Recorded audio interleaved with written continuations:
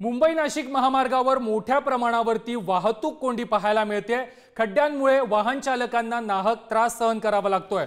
मुख्यमंत्री एकनाथ शिंदे यांनी स्वतः आता या रस्त्यांचा आढावा घेतलेला आहे आणि हे रस्ते तातडीने दुरुस्त करण्याचे आदेश देखील अधिकाऱ्यांना दिलेले आहेत। गेले काही दिवस मुंबई नाशिक महामार्ग हा त्याच्या वाहतूक कोंडीमुळे जे आहे तो चर्चेत आहे।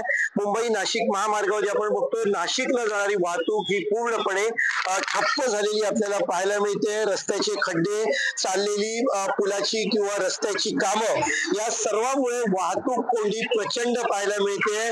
मुख्यमंत्री स्वतः या मुंबई नाशिक महामार्गाची जिकडे सुरुवात होते, भिवंडी असेल, ठाणा असेल, इकडच्या भागामध्ये त्याची पाहणी करणार आहेत। मात्र नाशिक मध्ये पर्यंत पोहोचायला इथे आज प्रवाशांची पूर्ण दमछाक होते। गेल्या काही दिवसात इथे अपघात झाले, अपघातामध्ये काही लोकांना आपला जीव गमवावा लागला।